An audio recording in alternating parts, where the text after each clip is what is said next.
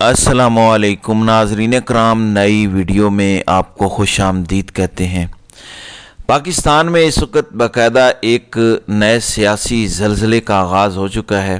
یہ سیاسی زلزلہ کس کا سر لے گا، کس کے اقتدار کو ختم کرے گا، ایک نئی تحریک، ایک نئی لڑائی، نئی بڑی جنگ شروع ہو چکی ہے۔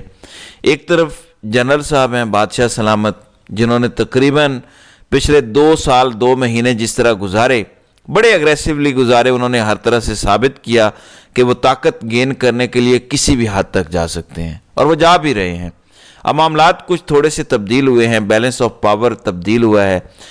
پریزیڈنٹ بائیڈن جا چکے ہیں جو کہ مین پاور پلگ تھے اس جعلی نظام کے، اور ڈونلڈ ٹرمپ آ چکے۔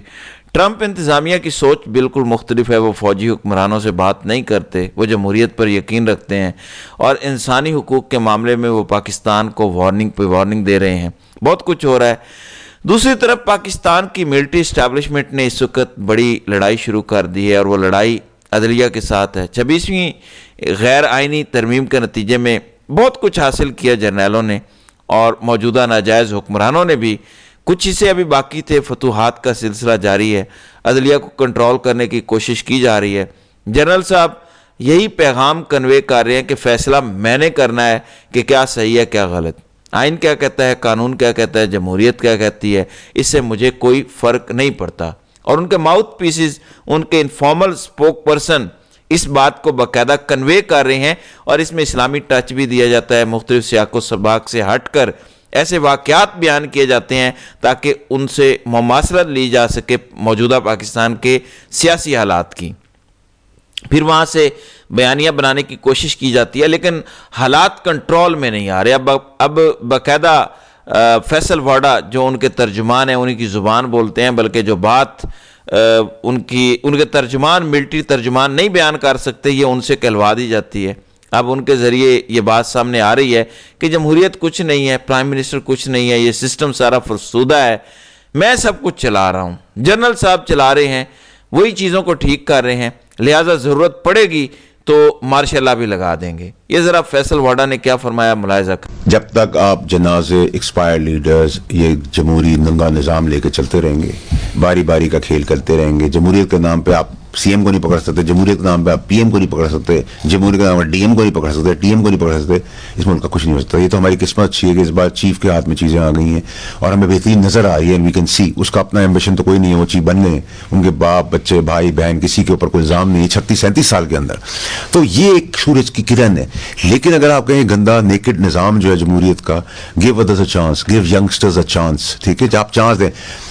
ہم نے چیف سے سیکھا جو لیڈ کر رہے ہیں آج رونالڈو کی طرح ملک کے لیے، کہ آپ سیاست بعد میں پاکستان پہلے۔ میں نے آج یہ کام کیوں کیا، ورنہ میں یہ کام ہونے دیتا پھر رگڑتا، اس لیے انہوں نے کہا پاکستان کا فائدہ ہو جائے، ٹھیک ہے، بچایا پہلے بچایا۔ اور دیکھیں جب ایک آدمی شکاری ہو اور ایک طاقت رکھتا ہو درخت گرانے کی، تو شاخوں سے تو ویسے نہیں ڈرتا۔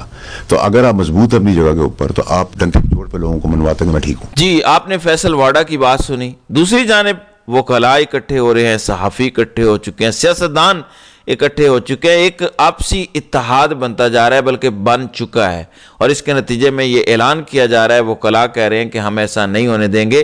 انہوں نے کہا کہ اس وقت ملک میں غیر اعلانیہ مارشل لا ہے، اور یہ غیر اعلانیہ مارشل لا اسٹیبلشمنٹ نے لگایا ہے، پورے نظام پر کنٹرول حاصل کر لیا گیا ہے، اور ہم اس کو چلنے نہیں دیں گے۔ ایڈوکیٹ چودھری سلیم والا آل پاکستان کنونشن میں کیا کہتے ہیں، یہ ذرا سنیں۔ کہ پچھلے 2 سے 3 سالوں کے اندر اس ملک کے اندر غیر اعلانیہ مارشل لا نافذ ہے۔ یہاں پہ اس وقت نہ کوئی شاعر بات کر سکتا ہے، نہ کوئی ادیب لکھ سکتا ہے، نہ آپ کھل کے بات کر سکتے ہیں، نہ آپ سوشل میڈیا کا استعمال کر سکتے ہیں۔ جو بولے گا وہ اٹھا لیا جائے گا، اور اس کا پتہ بھی نہیں چلے گا کہ اس کو اٹھانے کا آرڈر کہاں سے آیا اور اس کو اٹھا کے کون لے گیا۔ اس وقت ملک کے اندر سول اور ملٹری اسٹیبلشمنٹ نے اپنے پنجے گاڑے ہوئے ہیں۔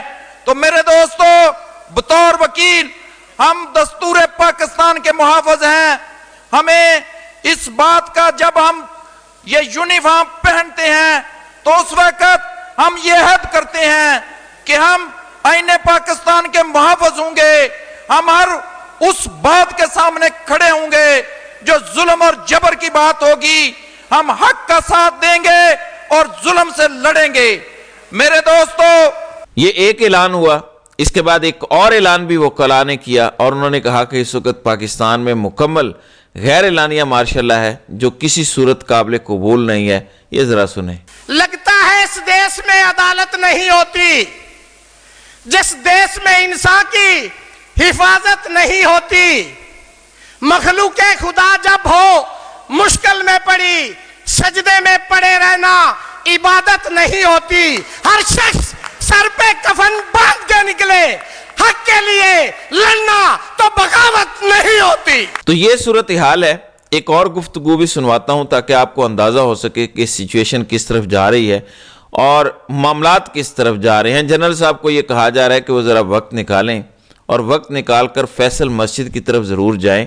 एडवोकेट मोहम्मद आसिफ ने उनको ये मशवरा दिया, ज़रा सुने क्या कहते हैं। बहुत से चीफ ऑफ आर्मी स्टाफ आए, बहुत से इस तरह की सोच रखने वाले जो कहते थे कि मैं तुम्हें वहां से मारूंगा, तुम्हारा निशान तक नहीं हुआ, आज उनका निशान नहीं है।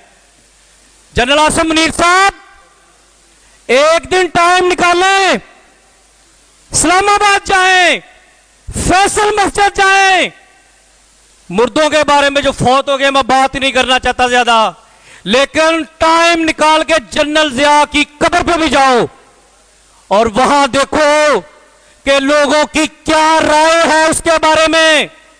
लोग वहां पर दुआ नहीं मांगते, लोग तस्वीर नहीं उतरवाते, हालांकि फैसल मस्जिद सिर्फ एक एडवोकेट ने जनरल साहब को मशवरा दिया कि जरा वहां जाएं, जाके नजारा करें कि हो क्या रहा है। तो बहुत ज्यादा तलखी है मौजूदा सूरत हाल में और ये इसलिए है कि अदलिया के जरिए अदलिया को काबू किया जा रहा है। बाकायदा एक पीसीओ अदलिया लाई जा रही है और उसके तहत अपनी पसंद के फैसले लेने हैं और उसके मुताबिक मामलात को आगे लेकर चलना है। एडवोकेट आमिर जलील सिद्दीकी वो क्या कहते हैं, जरा सुने। 3 साल से जो ये अनदेखा मार्शल लॉ है, सदा का कहत है, चुप की वबा है, जबर है, जुल्म है, कहर है, लोगों की आहें हैं, चीखें हैं। आपने इस जुल्म और जबर के दौर में ये इजलास बुलाया, इसे कामयाब किया, मैं आपको मुबारकबाद देता हूं। जी, आपने सुना आमिर सिद्दीकी मजीद क्या कहते हैं, ये भी मुलाहिजा करें। जिंदगी इतनी भी नेमत तो नहीं जिसके लिए अहदे कम ज़र्फ की हर बात गवारा कर लें। जिंदगी इतनी भी नेमत तो नहीं जिसके लिए अहदे कम ज़र्फ की हर बात गवारा कर लें। दबा सको तो सदा दबा दो, बुझा सको तो दिया बुझा दो। दबा सको तो सदा दबा दो, बुझा सको तो दिया बुझा दो।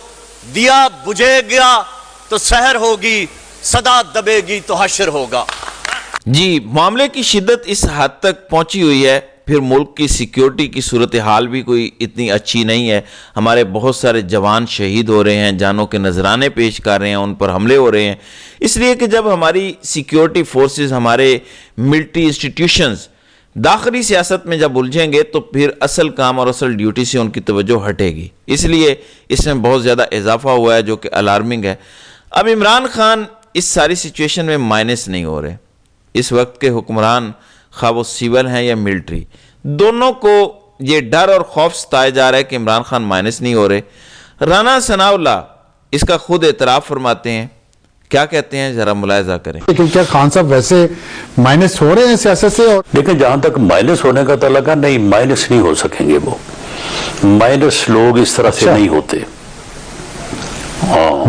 इस तरह से पिछले 70 साल आप देख लें, अगर माइनस होना होता तो फिर जो है वो जुल्फकार अली भुट्टो माइनस हो चुके होते, बेनज़ीर माइनस हो चुकी होती, मियां नवाज शरीफ जो है वो माइनस हो जाते। ये इस तरह से ये तरीका माइनस करने का है ही गलत। इसके ऊपर अब अगर कोई अमल करना, मेरा तो नहीं ख्याल कोई अमल कर रहा है या किसी को करना चाहिए, लेकिन माइनस वाली बात जो है ना, उससे तो मैं इत्तेफाक नहीं करता। جی آپ نے یہ بھی سن لیا، اس میں کوئی شک نہیں کہ لیڈر کبھی مائنس نہیں ہوتا۔ ماضی میں بھی ہماری ملٹری اسٹیبلشمنٹ، ملٹری لیڈرشپ مکمل ناکام رہی ہے کہ وہ کسی لیڈر کو اس طرح سے مائنس نہیں کر پائی۔ تو یہ اس وقت صورتحال ہے، یہ لوگوں کی اس حوالے سے رائے ہے۔ تو ناظرین کرام، آپ کی اس حوالے سے کیا رائے ہے؟ آپ اپنی رائے کا اظہار کامنٹ سیکشن میں ضرور کیجئے گا۔